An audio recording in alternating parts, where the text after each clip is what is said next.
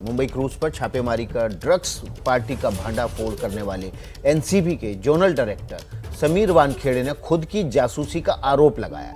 वानखेड़े का आरोप है कि मुंबई पुलिस के 2 कर्मी सादी वर्दी में उन पर नजर रख रहे हैं। जासूसी का एक कथित सीसीटीवी भी सामने आया है। सूत्रों के मुताबिक ओशिवारा थाने के 2 पुलिसकर्मी सादा वर्दी में समीर वानखेड़े का पीछा कर रहे हैं। 2 पुलिस वाले वानखेड़े का पीछा करते हुए कब्रिस्तान तक भी गए थे। वानखेड़े अपनी मां की कब्र पर अक्सर जाते हैं। आरोप है कि पुलिस वालों ने वहां तक उनका पीछा किया। तो सवाल यही है कि क्या वाकई में समीर वानखेड़े पर मुंबई पुलिस नजर रख रही है, और अगर हां तो क्यों?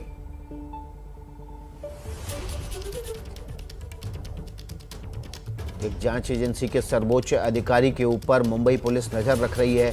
इसका एक सीसीटीवी वीडियो भी सामने आया है। बड़ा सवाल यह है कि आखिर समीर वानखेड़े पर मुंबई पुलिस नजर क्यों रख रही है? तो समीर वानखेड़े की कथित जासूसी को लेकर महाराष्ट्र की राजनीति गर्म है। बीजेपी ने महाराष्ट्र सरकार पर पुलिस के गलत इस्तेमाल का आरोप लगाया है। बीजेपी ने पूछा है कि आखिर महाराष्ट्र सरकार को एनसीबी की छापेमारी की जानकारी पहले क्यों चाहिए। देश के एनसीबी के समर्थन में सरकार जासूसी करा रही है, राम कदम ने ये कहा है और सवाल पूछे हैं महाराष्ट्र सरकार से। ने ही पुलिस का गलत उपयोग करते हुए उन्हें उनके पीछे लगाया है। हमारा इन 3 दलों से सवाल है, क्या यह सच है? एक और ड्रग माफिया के विरोध में कार्रवाई करने वाले एनसीबी के अफसरों का समर्थन करते हुए सारा देश खड़ा है, और ये महाराष्ट्र की सरकार उन्हीं पर टूट पड़ रही है। उनकी जासूसी की जा रही है। वो कहां रेड करेंगे, कब रेड करेंगे, किस पर रेड करेंगे, क्या ये जानकारी आप पहले जानना चाहते हो ताकि उन ड्रग माफिया को बताया जा सके? ये ड्रग माफिया महाराष्ट्र सरकार के लगते कौन है?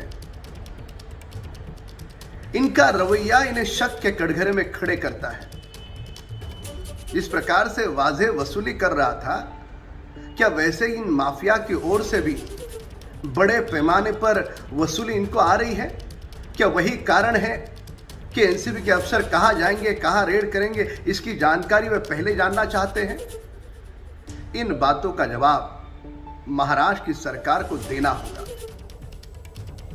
तो इसी खबर पर हमारे साथ हमारे 2 सहयोगी मुंबई से जुड़ गए हैं, जितेंद्र दीक्षित और सूरज ओझा। सबसे पहले जितेंद्र दीक्षित का रुख कर लेते हैं।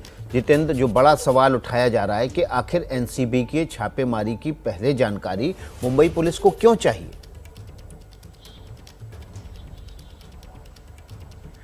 जी हाँ, बिल्कुल ये बड़ा सवाल है। और अब मुझे ये लड़ाई सीधे सीधे जो है एनसीपी वर्सेस एनसीबी होती नजर आ रही है। जिस तरह से 2 बार नवाब मलिक ने प्रेस कॉन्फ्रेंस लेकर सीधे सीधे आरोप लगाया कि एनसीबी बीजेपी के साथ सांठगांठ करके प्री प्लान तरीके से ये कार्रवाई कर रही है, ऐसे में अब ये लड़ाई जो है केंद्र सरकार वर्सेस राज्य सरकार होती नजर आ रही है, क्योंकि एनसीबी केंद्र सरकार की एजेंसी है और मुंबई पुलिस महाराष्ट्र सरकार के अधीन आती है।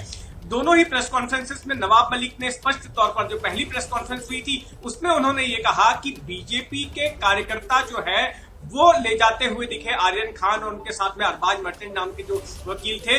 वो पहली बात उन्होंने बीजेपी की ओर इशारा किया। और जो पिछली प्रेस कॉन्फ्रेंस हुई, जो आखिरी प्रेस कॉन्फ्रेंस हुई, उस प्रेस कॉन्फ्रेंस में भी उन्होंने यही कहा कि जो लोग पकड़े गए थे उनमें से 11 लोगों में से 3 लोग ऐसे छोड़े गए जिनमें से एक आदमी ऋषभ सचदेवा, वो बीजेपी के एक नेता मोहित भारतीय का रिश्तेदार लगता है। तो बार बार नवाब मलिक की तरफ से, एनसीबी की तरफ से यही कहा जा रहा है कि ये सारा कुछ बीजेपी से सांठगांठ करके हो रहा है। और उसी प्रेस कॉन्फ्रेंस में उन्होंने ये भी कहा था, ये जो 11 लोगों की जानकारी आई है कि 11 लोगों को डिटेन किया गया था, ये जानकारी भी उन्हें मुंबई पुलिस से ही मिली थी।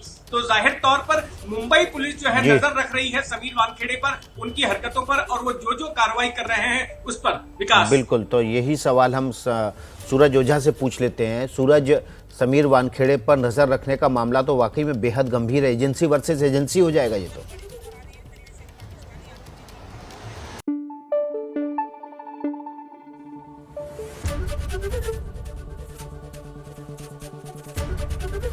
एबीपी न्यूज आपको रखे आगे।